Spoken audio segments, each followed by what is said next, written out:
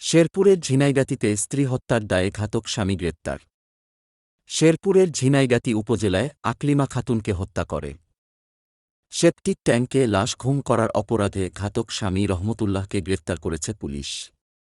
বৃহস্পতিবার দিবাগত রাতে তাকে শ্রীবর্দী উপজেলা থেকে গ্রেপ্তার করা হয়।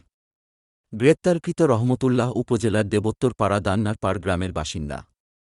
পুলিশ ও স্থানীয়দের সূত্রে জানা যায়, প্রায় ১৩-১৪ বছর আগে উপজেলার দেবোত্তরপাড়া দান্নারপাড় গ্রামের রহমতুল্লাহর সঙ্গে পাগলারমুখ গ্রামের আকলিমা বেগমের বিয়ে হয়।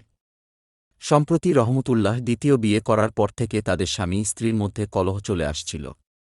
এক সপ্তাহ আগে স্বামীর সঙ্গে রাগ করে আকলিমা বাবার বাড়িতে চলে আসে। এরপর গত ১৯ এপ্রিল রহমতুল্লাহ স্ত্রী আকলিমাকে বুঝিয়ে বাবার বাড়ি থেকে দেবোত্তরপাড়া দান্নারপাড় গ্রামের নিজ বাড়িতে নিয়ে আসেন। এরপর থেকেই আকলিমা নিখোঁজ হয়। পরে বৃহস্পতিবার দুপুরে উপজেলার দেবোত্তরপাড়া দন্নারপাড় এলাকার একটি বাড়ির সেপটিক ট্যাঙ্ক থেকে দুর্গন্ধসহ সেখানে মাছি উঠতে থাকলে বিষয়টি এলাকাবাসীর নজরে আসে। সংবাদ পেয়ে ঝিনাইগাতী থানার পুলিশ ঘটনাস্থলে গিয়ে সেপটিক ট্যাঙ্কি থেকে আকলিমা বেগমের অর্ধগলিত মরদেহ উদ্ধার করে। নিহত গৃহবধূ আকলিমা উপজেলার পাগলারমুখ গ্রামের আব্দুল হাকিমের মেয়ে ও ২ সন্তানের জননী।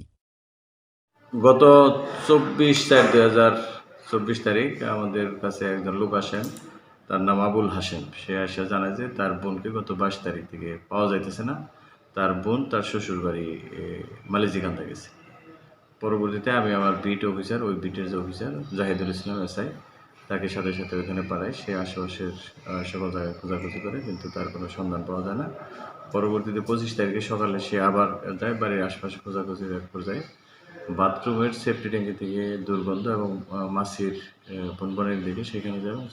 সেফটি ট্যাঙ্কির মুখ খোলার পর দেখা যায় সেখানে আকলিমা বেগম, অর্থাৎ যে আসামি, এই মামলার যে আসামি রহমতুল্লাহ, তার স্ত্রীর লাশ ওখানে পায়। পরবর্তীতে আমরা সংবাদ পাই যে সে রহমতুল্লাহ শ্রীবর্দী থানায় আছে, শ্রীবর্দী থানার কাছে। পরে সেখান থেকে তাকে আমরা আটক করতে সক্ষম হই। এই বিষয়ে আমরা একটা হত্যা মামলা রুজু করেছি।